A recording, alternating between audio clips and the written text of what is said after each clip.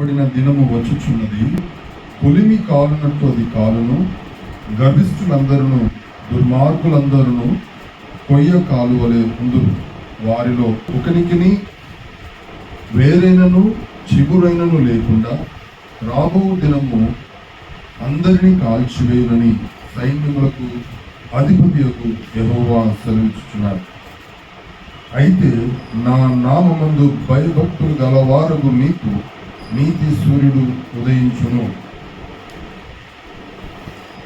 నా నామమందు భయభక్తులు గలవారగు మీకు నీతి సూర్యుడు ఉదయించును. నీతి సూర్యుడు ఉదయిస్తాడు. నీతి సూర్యుడు ఎవరు? నీతి సూర్యుడు ఉదయించునని ఎవరి గురించి చెప్తున్నాడు? యేసు ప్రభువుని గురించి చెప్తా ఉన్నాడు. నీతి సూర్యుడు నీ కొరకు ఉదయిస్తాడు. నా నామమందు భయభక్తులు గలవారు మీకు. నీతి సూర్యుడు ఉదయించాలంటే నీవు మొదటగా ఏం చేయాలి? నీతి సూర్యుడు నీవు ఉదయించాలంటే మొదటగా మనము ఏం చేయాలి? మొదటిగా మనము దేవుని యందు భయభక్తులు కలిగి ఉండాలి. హల్లెలూయా. అందరికీ గురించి మాట్లాడుతూ ఉన్నాడు. అందరికీ భూమి మీద అంత్యకాలంలో జరగబో దేవుని తీర్పుల గురించి మాట్లాడుతూ, ఇదిగో ఏలయనగా నియమింపబడిన దినము వచ్చుచున్నది. నియమింపబడిన దినము రాబోతా ఉంది, వస్తా ఉంది. కొలిమి కాలునట్లు అది కాలును. ఏది? కొలిమి కాలునట్లు అది కాలును. ఏంటది? నరకం. నిత్య నరకాగ్ని గురించి మాట్లాడుతూ ఉన్నాడు. కొలిమి కాలునట్లు అది కాలును, గర్విష్ఠులందరూ దుర్మార్గులందరూ పొయ్య కాలువలే ఉండురు. గర్విష్ఠులు, దుర్మార్గులు. గర్వము నాశనమునకు నడిపిస్తుంది. గర్విష్ఠులందరూ దుర్మార్గులందరూ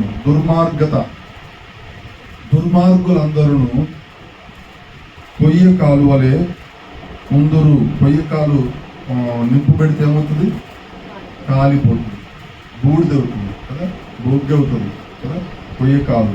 మన పంట పొలాల్లో ఎక్కువగా మనం చూస్తూ ఉంటాం. నార్త్ ఇండియాలో కానీ మన ప్రాంతాల్లో కానీ మనము వ్యవసాయం వరి కోసిన తర్వాత మిగిలినది అంటే ఆ మొదలు పొయ్య కాలు అంటారు కదా, పొయ్య కాలు. దాన్ని ఏం చేస్తారు? మరలా దున్నటానికి ముందుగా దాన్ని ఏం చేస్తారు? కాల్చి వేస్తారు. పొయ్య కాలు నిప్పు చేతది కాలి బూడ్లు. అలా కొయ్య కాలు వలె ఉంటారు. ఎవరు? దుర్మార్గులను, గర్విష్ఠులందరూ. వారిలో ఒకనికిని వేరైనను చిగురైనను లేకుండా, వారిలో ఒకరికి కూడా వేరుండదు, చిగురు ఉండదు. రాబో దినమున అందరినీ కాల్చివేయులని సైన్యములకు అధిపతి యెహోవా సెలవిస్తాడు. ఆయన చేయబో కార్యమును బయలుపరుస్తున్నాడు. ఒక దినము, నియమింపబడిన దినము రాబోతా ఉంది. అంత్యకాల సమయంలో, అంత్యకాల దినాల్లో మనము ఉన్నాము. కాబట్టి అలాంటి ఒక స్థితి ఎవరికి కలుగుతుందట? గర్విష్ఠులందరికీ, దుర్మార్గులందరికీ. రాబో దినమున అందరినీ కాల్చివేయము. రాబో దినమున, ఆ దినమున, నియమింపబడిన ఆ దినమున కాల్చివేస్తుంది ఆ అగ్ని, ఆ నిత్య నరకాగ్ని. ఎవరికి నియమింపబడింది ఆ నిత్య నరకాగ్ని అని అంటే మనం చూద్దాము. తిమోతి రాసిన మొదటి పత్రిక 1వ అధ్యాయము 10వ వచనం. 1వ అధ్యాయము 10వ వచనం. అయినను శ్రీమంతుడగు దేవుడు నాకు అప్పగించిన ఆయన మహిమ గల స్వార్థ ప్రకారము ధర్మశాస్త్రము ధర్మ విరోధులకును, అవిధేయులకును, భక్తిహీనులకును, పాపిష్టులకును, అపవిత్రులకును, మతదూషకులకును, పితృహంతకులకును, మాతృహంతకులకును, నరహంతకులకును, వ్యభిచారకులకు, పురుష సంయోగులకును, మనుష్య చోరులకును, అబద్ధికులకును అప్రమాణికులకును హితబోధకు విరోధి అయిన వాడు మరి ఎవడైనను ఉండిన ఎడలా అట్టి వానికి నియమింపబడిను. హల్లెలూయా. ఎవరికి ఇది నియమింపబడింది? దుర్మార్గులకును గర్విష్ఠులకు ఆ దినము నియమింపబడింది. నియమింపబడిన ఆ దినము వీరికి నియమింపబడింది కాబట్టి వారు తప్పించుకొనలేరు. అయితే నీతిమంతులకు మీకు భయభక్తులు గలవారు దేవుని యందు నా నామమందు భయభక్తులు కలిగిన వారి అగు మీకు నీతి సూర్యుడు ఉదయిస్తాడు. ఏమంటాడైనా? నా నామమందు భయభక్తులు గలవారకు మీకు. 2వ వచనం చదువు. 4వ అధ్యాయము మలాకి 2వ వచనం. అయితే నా నామమందు భయభక్తులు గలవారకు మీకు నీతి సూర్యుడు ఉదయిస్తాడు. నీతి సూర్యుడు ఉదయించాలంటే నీవు ఆయన యందు భయభక్తులు కలిగి ఉండాలి. ఆయన నామమందు నీవు భయభక్తులు కలిగి ఉండాలి. అంటే ఇక్కడ ఒక దినము రాబోతా ఉంది, నియమింపబడిన దినము. ఆ దినములో శిక్ష అనేది ఇవ్వబడబోతా ఉంది. ఆయన చేతుల మీదుగా ఆయన వారిని దహించి వేయబడుతున్నాడు అనే మాట క్లియర్గా మనం చూస్తూ ఉన్నాం. ఎవరికి అది నియమించబడిందనంటే తిమోతి రాసిన మొదటి పత్రిక 1వ అధ్యాయము 10వ వచనంలో మనం స్పష్టంగా చూస్తా ఉన్నాం. వీరికి అది నియమింపబడను, కానీ నీతిమంతునికి నియమింపబడలేదు. నియమింపబడలేదు. నీతిమంతుడెవడు? నీతిమంతులు ఎవరు? ధర్మశాస్త్రము ప్రకారముగా ఇదిగో గొప్ప శిక్ష, శాపము లేదా నిత్య నరకాగ్ని వీరికి నియమింపబడింది, కానీ నీతిమంతులకు కాదు. నీతిమంతులకు నియమింపబడలేదు. మరి ఎవరు నీతిమంతులు? ఎవరంటే యేసుక్రీస్తు రక్తములో కడగబడి ఆయన నామమును ఒప్పుకొనిన వారే నీతిమంతులు. రాయబడింది బైబిల్. హల్లెలూయా. ఎవరెవరు? ఆయన నామమందు విశ్వాసం ఉంచిన వారు, ఆయన నామమును నోటితో ఒప్పుకొని ఆయన యందు విశ్వాసం ఉంచిన ప్రతివాడు, ఆయన రక్తములో కడగబడిన ప్రతివారు నీతిమంతులుగా తీర్చబడుతూ ఉన్నారు. హల్లెలూయా. నీతిమంతులుగా మనము తీర్చబడిన మనకి, అనగా యేసు రక్తములో కడగబడిన ప్రతి వారికి నీతి సూర్యుడు ఉదయించబోతున్నాడు. హల్లెలూయా. నా నామమందు భయభక్తులు గల వారకు మీకు నీతి సూర్యుడు ఉదయించబోతూ ఉన్నాడు. దానికి మనము ఏమి చేయవలసిన అవసరం ఉంది? దానికి మనము ఏ రీతిగా మనము ఉంటే మన మీద నీతి సూర్యుడు ఉదయిస్తాడు. మనము యేసు రక్తములో కడగబడ్డాం. అలా నుండి తృప్తి పడిపోతే సరిపోదు. యేసు రక్తములో కడగబడ్డాము, మనం అలా నుండి తృప్తి కలిగి ఉంటే సరిపోదు. మనం ఏం చేయాలి? మనము నీతిలో అంతకంతకు ఎదుగుతూ ఉండాలి. హల్లెలూయా. నీతిలో ఎదిగిన వారికి నీతిమంతులకు మీకు నీతి సూర్యుడు ఉదయిస్తాడు. హల్లెలూయా. నీతిమంతులకు మీకు నీతి సూర్యుడు ఉదయిస్తాడు. ఆయన నీతిమంతులుగా తీర్చడానికి ఈ భూమి మీదకి 2024 సంవత్సరాల క్రితము రావడం జరిగింది. అరణ్యంలోకి కేక వినబడుతూ ఉంది. ఏదది? బాప్తిస్మిచ్చే యోహాను. పరలోక రాజ్యము సమీపిస్తూ ఉంది. ప్రతి వాడు తమ పాపములను కడిగి వేసుకోవడానికి, తమ పాపములు ఒప్పుకొని బాప్తిస్మము పొందవలసిన అవసరత ఉంది. మీరు కడగబడాలి. మీ పాపములు ఎర్రనివైనను సరే, మీ దోషములు, మీ పాపములు బాప్తిస్మం నీటి ద్వారా మీరు కడుక్కోండి, మీ పాపాలను కడుక్కోండి అని ఒక కేక వేస్తూ, దేవుని మార్గాన్ని సరళం చేస్తూ, ఒక దూతగా ఒక మార్గమును సరళం చేసేవాడుగా, దేవుని రాజ్య సువార్తను ప్రకటిస్తున్న వాడుగా యోహాను అక్కడ బాప్తిస్మం ఇస్తున్నాడు అనేకులకు. ఆ సమయంలో యేసు ప్రభుల వారు దేవుని గొర్రె పిల్లగా, లోక పాపమును మోసుకొని పోవు దేవుని గొర్రె పిల్ల అని ప్రకటిస్తా ఉన్నాడు. అక్కడ యేసు ఎప్పుడైతే ఆ బాప్తిసం ఇచ్చి యోహాను దగ్గరికి రాగానే, ఇదిగో లోక పాపమును మోసుకొని పోవు దేవుని గొర్రె పిల్ల అని ఆయన యేసయ్యని గూర్చి ప్రకటించగానే ఆయన వచ్చి మాట్లాడుతున్నాడు, ఇదిగో నాకు కూడా బాప్తిసం ఇయ్యి. ఎవరు అడుగుతున్నారు? యేసయ్య అడుగుతున్నాడు. వెంటనే అలా కాదు, నేను నీకు బాప్తిసం ఇయ్యడం ఏంటయ్యా, నీవే నాకు బాప్తిసం ఇయ్యాలి. నీ చెప్పుల వారు, నీ చెప్పులు శాండిల్స్ కదా, శాండిల్ మనం అనుకుంటాం కదా, ఏం చెప్పులు శాండిల్స్ ఉన్న వాళ్ళు ఏం చేస్తారు? డైరెక్ట్ ఇప్పలేరు కదా, ఏం చేస్తారు? ఇలా వారు, నీ చెప్పుల వారునైనను విప్పుటకు నేను యోగ్యుడను కానయ్యా, నేను నీకు బాప్తిసం ఇయ్యడం ఏంటి, నీవే నాకు బాప్తిసం ఇయ్యి అడిగినప్పుడు ఆయన ఒక మాట మాట్లాడు, చూడమ్మా. ఇప్పటికి ఇది కానిమ్ము, నీతి యావత్తు ఇలాగు నెరవేర్చుట మనకు తగి ఉన్నది. నీతి యావత్తు ఇలాగు కానిమ్ము. నీతి యావత్తు ఏంటి? ప్రజలకు నీతి కలుగునట్లుగా. హల్లెలూయా. ప్రజలందరికీ నీతి కలగాలి. ఇలాగ చేయటం ద్వారా ప్రజలకు నీతి కలుగుతుంది, నీతిమంతులుగా మార్చబడతారు. కాబట్టి ఇదిగో నేను ఒక మాదిరిగా నేను చేసి చూపిస్తున్నాను. ఇప్పటికి ఇది కానిమ్ము, నీతి యావత్తు ఇలాగు కానిమ్ము. ఎందుకు నీతి యావత్తు ఇలాగు కానిమని ప్రకటించాడంటే, చెప్పాడంటే ప్రజలందరికీ నీతి కలుగునట్లుగా ఇలాగు చేయవలసి ఉంది. హల్లెలూయా. ప్రతి వాడు యేసుక్రీస్తు నామమున బాప్తిసం పొందాలి, నీతిమంతుడిగా మార్చబడతాడు. యేసు నామమును ఒప్పుకొని ప్రతి వాడు, విశ్వసించిన ప్రతి వారు నీతిమంతులుగా తీర్చుటకు ఆయన అధికారం ఇస్తున్నాడు, అవకాశం ఇస్తున్నాడు.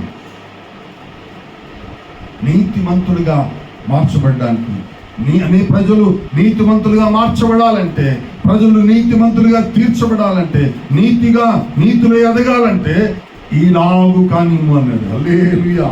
ప్రతి వారు నీతిలో ఎదగాలి, ప్రతి వారు నీతిమంతులుగా మార్చబడాలి అని దేవుడు కోరుతా ఉన్నాడు. ఆయన బాప్తిస్మము తీసుకున్నాడు కాబట్టి ఆయన మనకు మాదిరిగా ఉన్నాడు. రెండవదిగా మనం చూస్తున్నాము, మొదటిది యేసు రక్తములో కడగబడి ఆయనని ఒప్పుకొని ప్రతివాడు నీతిమంతుడిగా మార్చబడుతున్నాడు, రక్షణలోనికి వస్తున్నాడు.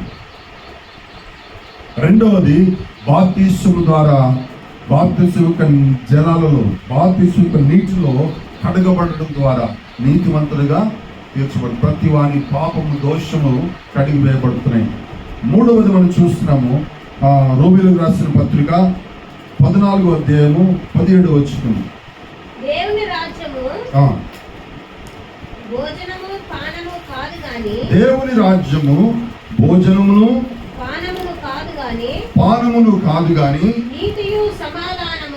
నీతియు సమాధానమును పరిశుద్ధాత్మయందలి ఆనందమునై ఉన్నది. హల్లెలూయా. ఏంటంటున్నాడు? ఇక్కడ నీతి ఎందులో ఉంది అంటున్నాడు? పరిశుద్ధాత్మ అభిషేకము ద్వారా, పరిశుద్ధాత్మను పొందడము ద్వారా, పరిశుద్ధాత్మ అభిషేకము ద్వారా, పరిశుద్ధాత్మలో నీవు బాప్తిస్మం పొందడము ద్వారా నీకు నీతి, సమాధానము, పరిశుద్ధాత్మలందరి ఆనందము నువ్వు పొందుకుంటావు. హల్లెలూయా. నీతిమంతుడిగా నీవు తీర్చబడుతున్నావు. నీతి, ప్రతి దానిలో నీతి దాగి ఉంది. ప్రతి దానిలో నీతిమంతుడిగా ఒక్కొక్క స్టెప్ నువ్వు ఎదుగుతూ ఉన్నప్పుడు ఒక్కొక్క దానిలో నువ్వు నింపబడుతూ ఉండాలి. హల్లెలూయా. నీతిమంతుడిగా నువ్వు మార్చబడుతూ ఉంటావు, నీతిలో ఎదుగుతూ ఉంటావు. పరిశుద్ధాత్మ అభిషేకము ద్వారా, పరిశుద్ధాత్మ నింపుదల ద్వారా, దేవుని రాజ్యం అంటే ఏంటి? భోజనం, తిండి కాదు, తాగడం కాదు, భోజనము పానీయము కాదు. యేసు ప్రభువును అనేకులు ఆయన వెంబడించేవాడు. ఎందుకు? వచ్చిన వాళ్ళందరికీ ఆయన భోజనం పెట్టేవాడు. ఏం చేశాడు? వచ్చిన వాళ్ళందరికీ రొట్టెలు ఇచ్చేవాడు, చేపలు రొట్టెలు, ఇంకా పని లేదు, హ్యాపీగా మనం తింటున్నాం, మనం పిల్లలు తింటున్నారు, ఇంకేంటి పని చేయాల్సిన పని లేదు అనుకున్నారు వాళ్ళు. యేసయ్య ఎక్కడుంటే అక్కడ. ఇక రోగం లేదు, రోగం వస్తే బాగు చేస్తున్నాడు, దుఃఖం వస్తే బాగు చేస్తున్నాడు, వేదన బాధ కదిలితే బాగు చేస్తున్నాడు. ఇంకేం బాధ? ఫుడ్ దొరుకుతుంది, అన్ని రకాలుగా మనకి మంచి బోధ దొరుకుతుంది అనుకున్నారు. ఆయన మాటలు జీవజలపు ఊటలు. హల్లెలూయా. ఆయన వెంబడిస్తున్న వారు ఆయన్ని ఎందుకోసం అనేకులు వెంబడించారంటే భోజనం కోసం కదా. యేసు ప్రభు వారు అది చూసి ఆయన ఒక కఠినమైన మాట వారికి తెలియజేశారు. చాలా మంది వచ్చేస్తున్నారు కదా, అయితే ఇంతమంది ఎందుకు వస్తున్నారో ఆయన తెలుసుకోవడానికి. నిజంగానే వస్తున్నారా? దేనికోసం వస్తున్నారు? దేవుని వాక్యం కోసం వస్తున్నారా? మరి భోజనం కోసమే వస్తున్నారా? అంటే ఇహ సంబంధమైనటువంటి మేలుల కోసం అనేకులు వెంబడిస్తున్న వారు ఉన్నారు. ఇహ సంబంధమైన మేలులు, ఈ భూమి మీద మనకి ఎన్నో అవసరాలు ఉంటాయి, ఎన్నో మేలు కావాలి, ఎన్నో దీవెనలు కావాలి, ఎంతో విడుదల కావాలి, ఎన్నో రకాలుగా మనకు ఆశీర్వాదాలు కావాలి. వీటి కోసమే మనకు దేవుని వెంబడిస్తున్నామా? ఆయన అది పరీక్షించాలని ఆయన అనేకులు ఆయన వెంబడిస్తున్నప్పుడు యోహాను సువార్త 6వ అధ్యాయము 66 వచనం, అనేకులు ఆయన వెంబడిస్తున్నప్పుడు 6వ అధ్యాయము 48 వచనం. విశ్వసించువాడే నిత్య జీవము గలవాడు, జీవాహారము నేనే. నీ పితరులు అరణ్యములో మన్నాను తినను చనిపోయిరి, దీనిని తినువాడు చావకుండానట్లు పరలోకము నుండి దిగి వచ్చిన ఆహారం ఇదే. పరలోకము నుంచి దిగి వచ్చిన ఆహారమును నేనే అని ప్రకటించాను. పరలోకము నుండి దిగి వచ్చిన జీవాహారము నేనే. ఎవడైనను ఈ ఆహారము ఈ ఆహారం, పరలోకం నుంచి దిగి వచ్చిన ఆహారం నేనే. ఇప్పుడు దాకా ఏం పెట్టాడు ఆయన? రొట్టెలు చేపలు పెట్టాడు. తింటున్న వాళ్ళు కడుపు నిండా తింటున్నారు, హ్యాపీగా ఆయన్ని వెంబడిస్తున్నారు, తిరుగుతున్నారు. అనేకులు ఈడు పోయి 10 మంది పోయి ఇంకా 100 మంది పట్టుకుంటున్నారు. అంటారు మా పూజలు దొరుకుతున్నారు కదా, చాలా మంది వెంబడిస్తున్నారంట. బాగానే మంది వస్తున్నారని చెప్పి ఆయన ఏం చేశాడంటే ఫిల్టర్ చేయడం. ఏం చేస్తారంట? ఫిల్టర్ చేయాలని ఆయన ప్లాన్ చేశాడు. ప్లేట్ ఒక్కసారి మార్చేసాడు. ఏం మార్చాడు? ఏం ప్లేట్ మార్చాడు? మనం పట్టింది. మీ పితరులు అరణ్యంలో మన్నాను తినను చనిపోయిరి, దీనిని తినువాడు చావకున్నట్లు పరలోకము నుండి దిగి వచ్చిన ఆహారము ఇదే. పరలోకము నుంచి దిగి వచ్చిన జీవాహారము నేనే. ఎవడైనను ఈ ఆహారమును భుజిస్తే వాడెల్లప్పుడూ జీవించును. మరియు నేనిచ్చు ఆహారము లోకమునకు జీవము కొరకైనను నా శరీరము, అదే మీతో నిశ్చయముగా చెప్పుచున్నాను. విశ్వసించువాడే నిత్య జీవం గలవాడు, జీవాహారము నేనే. మీ పితరులు అరణ్యములో మన్నాను తినను చనిపోయేది, దీన్ని తినువాడు చావకున్నట్లు పరలోకమును దిగి వచ్చిన ఆహారము ఇదే. పరలోకమును దిగి వచ్చిన జీవాహారము నేనే. ఎవడైనను నన్ను భుజించితేనే వాడెల్లప్పుడూ జీవించును. మరియు నేనిచ్చు ఆహారము లోకమునకు జీవమున కొరకైన నా శరీరమే అని ఆయన వారితో నిశ్చయముగా చెప్పినప్పుడు ఇది కఠినమైన మాట. ఇది ఏమంటారు వాళ్ళు? 60వ వచనం చూద్దాం. 60వ వచనంలో ఆయన శిష్యులలో, అంటే వెంబడించిన వాళ్ళందరూ శిష్యులే. చాలా మంది శిష్యులు అయిపోయారు. ఆయన ఫిల్టర్ చేయాలని కఠినమైన మాట. అసలు ఎంతమంది వెంబడించేవారు, నిజంగా సత్యంగా వెంబడించేవారు ఎంతమంది ఉన్నారని ఆయన ఆలోచన చేసి ఈ మాట చెప్పిన తర్వాత పరలోక రాజ్యానికి వారిని నడిపించాలని ఆయన ఉద్దేశంతో. ఏ ఉద్దేశంతో? వాళ్ళందరూ ఎల్లగొట్టాల ఉద్దేశం కాదు. నిజంగా నన్ను వెంబడించిన వారైతే నేను వచ్చిన ఉద్దేశం ఏంటో వీరికి నేను బయలుపరుస్తానని ఒక ఉద్దేశంతో, నేను మార్గం చూపిస్తానని ఒక ఉద్దేశంతో. పరలోక రాజ్యము సమీపిస్తా ఉంది, అందరూ మారు మనసు పొంది ప్రకటిస్తా ఉన్నాడు కదా. ఆ పరలోక రాజ్యానికి చేరడానికి మార్గం ఏంటో ఆయన ఇప్పుడు తెలియజేశాడు. ఇదిగో పరలోకము నుంచి దిగి వచ్చిన ఆహారమును నేనే, నన్ను భుజించువాడు నన్ను భుజించిన వాడు ఇదే పరలోకం నుండి దిగి వచ్చిన ఆహారము. పితరులు మన్నాను తిని చనిపోయినట్లు కాదు, ఈ ఆహారం తినువాడు ఎల్లప్పుడూ జీవించునని. ఎల్లప్పుడూ జీవించును. ఈ ఆహారమును తినువాడు, నన్ను తినువాడు ఎల్లప్పుడూ జీవిస్తాడు. ఈ మాట చెప్పిన తర్వాత ఈ రొట్టెలు తిన్నోళ్ళు, ఈ చేపలు తిన్నోళ్ళు, ఆయన అందరి భోజనం పెట్టాడు కదా. ఇదేంటి, ఈయనని ఎలాగూ తిననీయగలడు అని మాట్లాడుతున్నారు. ఇదిగో 52వ వచనంలో యూదులు ఈయన తన శరీరమును ఎలాగూ తిననీయగలడని ఒకరితో ఒకడు వాదించింది. ఆ తర్వాత 60వ వచనంలో ఆయన శిష్యులు అనేకులు ఈ మాట విని, ఇది కఠినమైన మాట, ఇది ఎవడు వినగలడు. పరలోక రాజ్యం గురించిన బోధ ఆషామాషి బోధ కాదు. హల్లెలూయా. యేసు క్రీస్తుని వెంబడించడం అంటే ఆషామాషి కాదు, ఆటలు కాదు. ఏదో దీవుల్లో ఆశీర్వాదాలు పొందుకుంటాం, విడుదల పొందుకుంటాం, పెళ్ళిళ్ళు అయితే ఉద్యోగాలు దొరకాలి, రోగాలు బాగాలి, నా పిల్లలు మంచి చెట్లు కావాలి, ఇది కాదు. వీటి కోసం కాదు.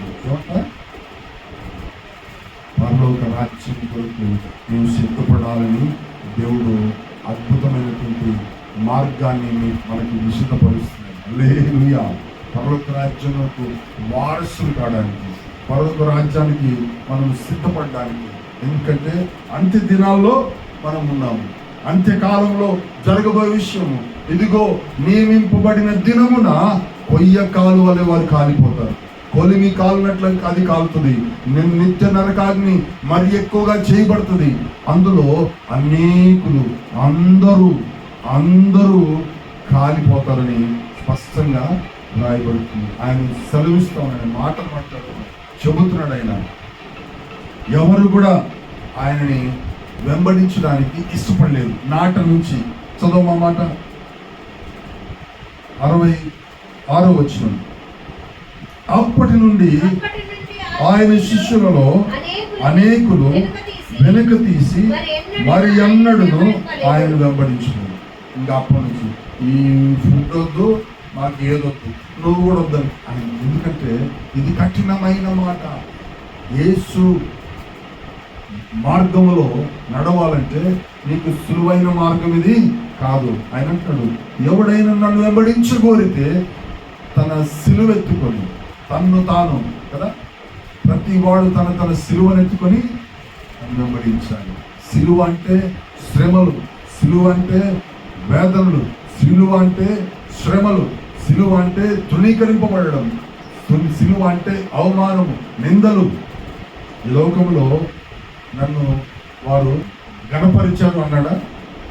ఈ లోకం నన్ను ద్వేషించింది అన్నాడు. హల్లెలూయా. ఈ లోకం నన్ను ద్వేషించింది, నన్నే ద్వేషించింది, మిమ్మల్ని ద్వేషించదా? కాబట్టి మరి మీరు దూషింపబడుతున్నప్పుడల్లా, నిందింపబడుతున్నప్పుడల్లా, మీరు బాధింపబడుతున్నప్పుడల్లా మీరు ధన్యులు అన్నాడు. హల్లెలూయా. మీరు ధన్యులు. అతి ధన్యత మనం కోరుకోం. యేసు క్రీస్తుని వెంబడించిన వారు ఈ లోకంలో నువ్వు దీవించబడతావు. ఎప్పుడు అన్ని తృణీకరించుకొని అన్ని విడిచిపెట్టి ఆయన వెంబడిస్తే ఈ లోకంలో ఏదైతే విడిచిపెట్టావో అవన్నిటికంటే రాబో లోకంలో వాటికి రెండంతలుగా, ఏడంతలుగా దేవుడు మనకి ఇవ్వబోతున్నాడు. అంటే గొప్ప ఆనందం, గొప్ప సంతోషం, ఆయనతో ఉండగలిగేటువంటి గొప్ప ఆనందం.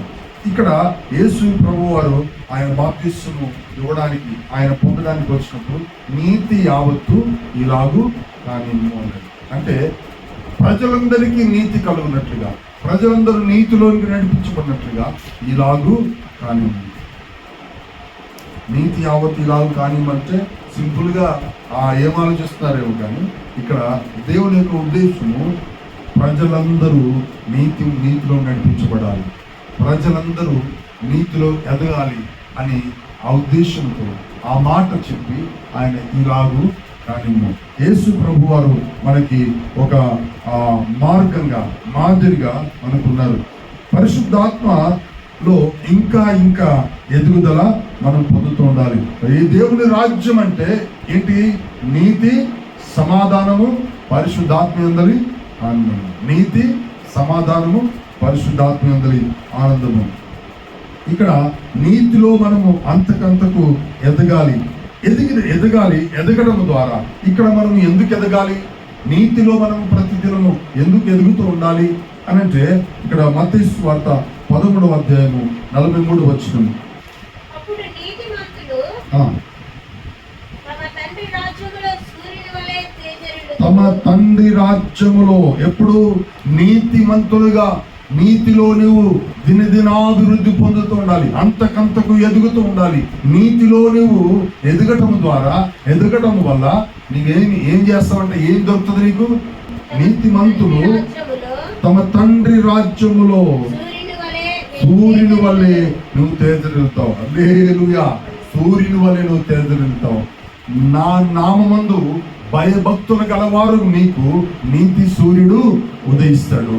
నీవు నీతిలో అంతకంతకు ఎదగడం ద్వారా, నీతిలో నీవు ఫలించడం ద్వారా, నీతిమంతుడిగా నువ్వు మారటం ద్వారా, నీతిమంతులు తమ తండ్రి రాజ్యములో సూర్యుని వలె తేజరిల్లుతారు. సూర్యుని వలె నువ్వు ప్రకాశిస్తావు తండ్రి రాజ్యములో.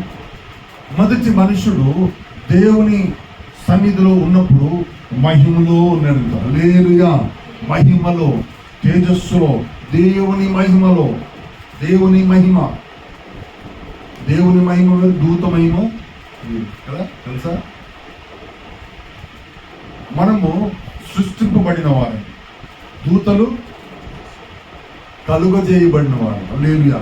డిఫరెన్స్ మనం చూడాలి. దూతలు సృష్టింపబడలేదు, కలుగజేయబడ్డారు. మాట చేత, దేవుని మాట చేత కలుగజేయబడ్డారు. కలుగజేయబడిన ఒక దూత ఉన్న మహిమ ఏంటో మనం చూద్దాం. ప్రకటన గ్రంథం 18వ అధ్యాయము 1వ వచనం. అటు తరువాత మహాధికారము గల వేరొక దూత పరలోకం నుండి దిగి వచ్చుట చూచితిని. అతని మహిమ చేత ఆ దూత యొక్క మహిమ చేత భూమి ప్రకాశించదు. ఏంటంట? భూమి ప్రకాశించిందంట. ఎవరి చేత? దూత మహిమ చేత. దూత దిగి వచ్చింది. దిగి రావడం ద్వారా భూమి ప్రకాశించింది. ఒక దూత, కలగజేయబడిన ఒక దూత అంత మహిమ ఉంటే, అంత ప్రకాశం ఉంటే, అంత వెలుగు ఉంటే, సృష్టింపబడిన దేవుని అరచేతిలో చెక్కబడిన, దేవుని స్వాస్థములతో సృష్టింపబడిన నీవు నేను మరింత మహిమ చేత నింపబడతాం. హల్లెలూయా! మరింత ప్రకాశించాలి, మరింత వెలుగుతూ ఉండాలి. హల్లెలూయా! అప్పుడు మొదటి మనుషుడు దేవుని సన్నిధిలో ఉండి మహిమ చేత నింపబడిన వాడిగా, వెలుగు చేత నింపబడిన వాడిగా ఉండేది. కానీ ఆ మహిమను పోగొట్టుకున్నాడు, ఆ మహిమను కోల్పోయాడు, ఆ వెలుగును, ఆ ప్రకాశమును కోల్పోయాడు. తిరిగి ఆ మనుషులైన మనకు దేవుడు మరలా ఆ వెలుగును, ఆ మహిమను, ఆ ప్రకాశమును ఇవ్వాలని నీతి సూర్యుడిగా, నీతిమంతులుగా తీర్చబడిన మనము సూర్యుని వలె ప్రకాశించబోతున్నాం. హల్లెలూయా! కేవలం వెలుగు, భూమి ప్రకాశించింది, కానీ భూమి ఒక్కటే ప్రకాశించింది మన దూత దిగొస్తే. కానీ మనం సూర్యుడు ఒక భూమికేనా కదా, విశ్వం అంతటి కదా, మన విశ్వం అంతటికి వెలుగై ఉన్నాడు సూర్యుడు. అంతటి వెలుగు. నీతిమంతులు మన దేవుని రాజ్యములో, వారి తండ్రి రాజ్యములో సూర్యుని వలె తేజరిల్లును, ప్రకాశిస్తారు. ఒక దూతకే అంత మహిమ ఉంటుంది. భూమి ప్రకాశించిందంట. భూమి మొత్తం ఒక దూత, కలుగు చేయబడిన దూత. సృష్టింపబడిన మనము మరింతగా మహిమ చేత మనము నింపబడబోతున్నాం, ప్రకాశించబోతున్నాం.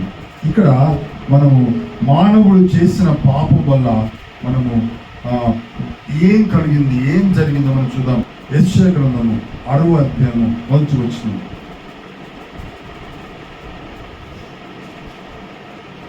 నీకు వెలుగు వచ్చి ఉన్నది, లెమ్ము తేజరిల్లుము, యెహోవా మహిమ నీ మీద ఉదయించెను. చూడుము, భూమిని చీకటి కమ్ముచున్నది, భూమిని చీకటి కమ్ముతుంది, కటిక చీకటి జనములను కమ్ముతుంది. ఏంటంట? మానవుడు చేసిన పాపము బట్టి భూమిని చీకటి కమ్మింది, జనములను కటిక చీకటి కమ్ముతుంది. భూమిని చీకటి కమ్మేసింది, కటిక చీకటి జనములను కమ్మేసింది. మానవుడు చేసిన పాపమును బట్టి, తను కోల్పోయిన మహిమను బట్టి, తను కోల్పోయిన వెలుగును బట్టి, తను కోల్పోయిన ప్రకాశమును బట్టి, తేజస్సును బట్టి, కోల్పోయిన దాన్ని బట్టి భూమి చీకటిని కమ్ముతా ఉంది, జనములను కటిక చీకటి కమ్ముతా ఉంది. దేవుడు అంటున్నాడు, లెమ్ము తేజరిల్లుము, నీకు వెలుగు వచ్చింది. హల్లెలూయా. లెమ్ము, పడిన నీవు లెమ్మని దేవుడు పిలుస్తా ఉన్నాడు. లెమ్ము తేజరిల్లుము, నీకు వెలుగు వచ్చింది. పడి ఉన్న మనము రక్తములో, యేసు రక్తములో కడగబడిన నీవు నేను, మనము రక్షింపబడిన వారమని, రక్తములో కడగబడడం ద్వారా నీతిమంతులుగా తీర్చబడుతున్నాం. అంతటితో తృప్తి కాదు, బాప్తిస్మము ద్వారా కడగబడుతున్నాము. అంతటితో నీతిమంతులుగా తీర్చబడుతుండగా అంతటితో తృప్తిపరచబడడం కాదు, పరిశుద్ధాత్మ అందరి ఆనందము పొందుతాం. హల్లెలూయా. పరిశుద్ధాత్మలో నీతి ఉంది. పరిశుద్ధాత్మ అభిషేకము ద్వారా, పరిశుద్ధాత్మ నింపుదల ద్వారా, పరిశుద్ధాత్మ నడిపింపు ద్వారా దీనిని నువ్వు పక్కన పెడితే చాలా మంది ఇట్టి గొప్ప నీతి ఇలాగూ కలుగుతుండగా రక్షించబడ్డాం అన్న పేరు, మనము క్రీస్తు బిడ్డలుగా, క్రైస్తవులుగా మనం చేర్చబడ్డాం అని అంతటితో సంతోషిస్తూ విచ్చలవిడిగా బ్రతుకుతున్నారు. నీతిని పక్కన పెట్టి, ఇక్కడ ఏమంటున్నాడు? నీతి, ప్రతి దానిలో నీవు నీతిలో ఎదుగుతూ ఉండాలి. అంతలే ఉండకూడదు, అంతకంతలు ఇంకా ఇంకా ఇంకా నీతిలో ఎదగాలి. నీతిలో ఎదగడం ద్వారా నువ్వు ఏమంటాడు? నీతిమంతులే తమ తండ్రి రాజ్యములో సూర్యుని వలె ప్రకాశిస్తారు. హల్లెలూయా. నీతిగా మనము చేయబడుతుండాలి, నీతిగా మార్చబడాలి, నీతిలో ఎదుగుతూ ఉండాలి. నా నామమందు భయభక్తులు గలవారు మీకు నీతి సూర్యుడు ఉదయిస్తాడు. కానీ ఇక్కడ అంత్యకాలంలో జరగబోయేటువంటి సంఘటన ఏంటంటే అబద్ధ క్రీస్తు రాబోతున్నాడు. అంత్యక్రీస్తు రాబోతున్నాడు. ఇది అతి సమీపంగా ఉంది. అంత్యక్రీస్తు రావడమే వాడు ఆక్యుపై చేస్తాడు. టోటల్గా భూమి అంతట్లో ఆక్యుపై చేసి ప్రతి రాజ్యమును వాని రూల్లోకి తెచ్చేసుకుంటాడు, వాని అండర్లోకి తెచ్చేసుకుంటాడు. ప్రతి వారు మనము ఆ లోను, ఈ లోను, ముద్రలోను, ఈ లోను తీసుకుంటున్నాం కదా. ముద్ర, ఏ ముద్ర? ఇక ముద్ర వేయబడుతుంది. ముద్ర ఉంటేనే నీకు లోను, ముద్ర ఉంటేనే నీకు రేషన్, ముద్ర ఉంటేనే నీకు ట్రీట్మెంట్, హాస్పిటల్, ముద్ర ఉంటేనే నువ్వు ఉద్యోగంలో చేయగలుగుతావు, ముద్ర ఉంటేనే నీకు ఏవైనా హక్కులు ఉంటాయి, ఏవైనా అన్ని. ముద్ర, ఏం ముద్ర? రాజముద్ర కాదు, ముద్ర. చదువుదాం మాట. 11వ అధ్యాయము 18 వచ్చిన ప్రకటన గ్రంథము 11వ అధ్యాయము 18 వచ్చిన. అంత్యక్రీస్తు త్వరగా రానయ్యున్నాడు. బుద్ధి గలవాడు, అక్కడ మాట చక్కని మాట. బుద్ధి గలవాడు, బుద్ధి లేని వారు, బుద్ధి గలవారు. మనం చదువుకున్నాం కదా, చక్కని చిన్నప్పటి నుంచి వింటా ఉన్నాం. బుద్ధి కలిగిన, బుద్ధి లేని, బుద్ధి కలిగిన కన్యకులు, బుద్ధి లేని కన్యకులు. బుద్ధి గలవారు, తమ దివిటీలలో నూనెను నింపుకొని తమ సిద్ధులలో నూనెను ఎక్స్ట్రా ప్రిపేర్ చేసుకున్నారు. బుద్ధి లేని వారు కేవలము దివిటీలలో నూనెని పెట్టుకునే ఆయన లేట్ ఏం కాదు, వచ్చేస్తాడు ఆయన. ఈ 6 లోపు ఆయన రాడా అనుకున్నారు వాళ్ళు. బుద్ధి లేని వాళ్ళు ఆయన ఏం చేస్తారట, దీన్ని గ్రహించదు. బుద్ధి కలిగిన వాడు మృగం యొక్క సంఖ్యను లెక్కింపనిమ్ము. లేనియా బుద్ధి కలిగిన వారు మృగము అనగా అంత్యక్రీస్తు యొక్క సంఖ్య, వానికి ఒక నెంబర్ ఉంది. వాని యొక్క నెంబర్ ఏంటో చెప్తున్నాడు, చదవమ్మా.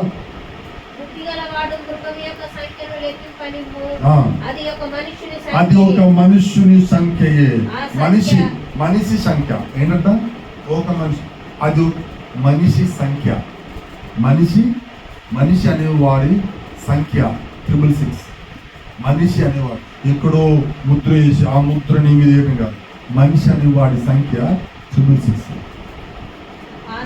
ఆ సంఖ్య మనుష్యుని సంఖ్య. ఆ సంఖ్య ఏంటంట, మనుష్యుని సంఖ్య. మళ్ళీ వినండి, అర్థం చేసుకోండి. 666 మనుష్యుని సంఖ్య, ప్రతి వాని సంఖ్య, మనుష్యుని సంఖ్య.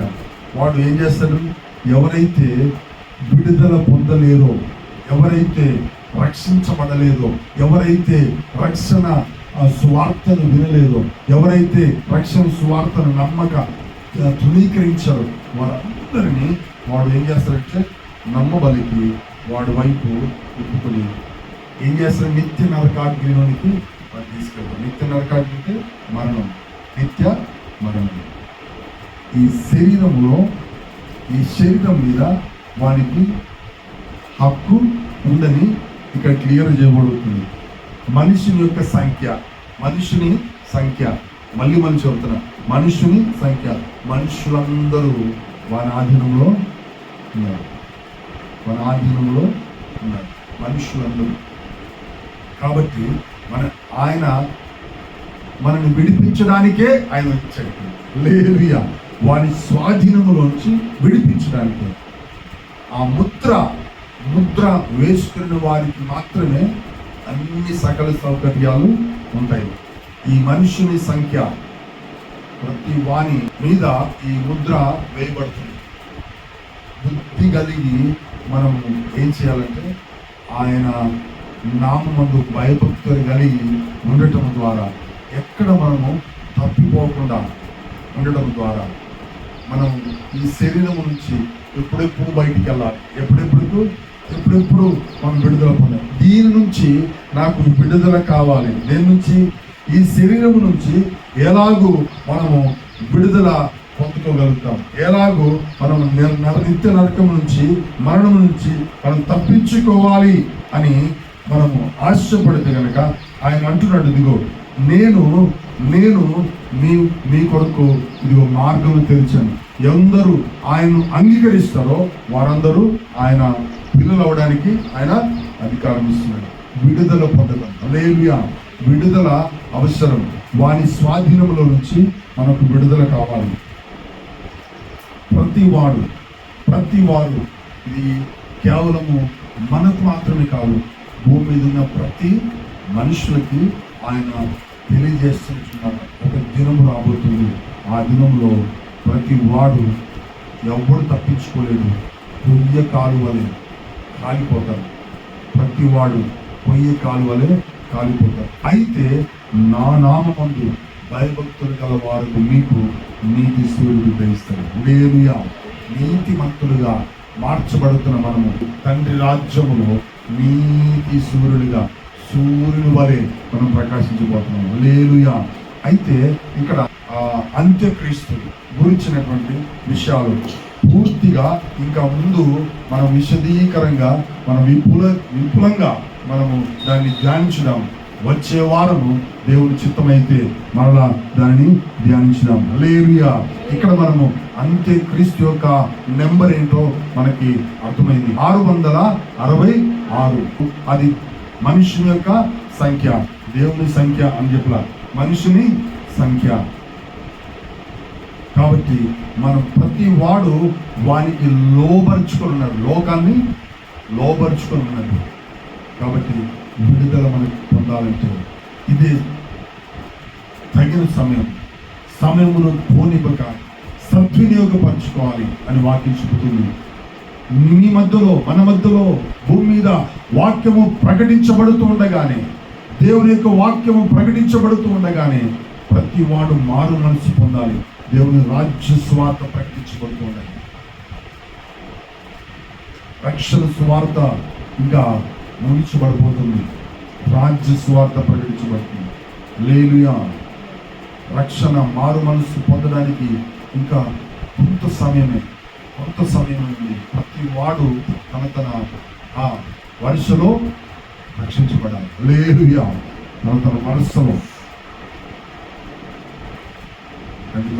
ప్రార్థించడం.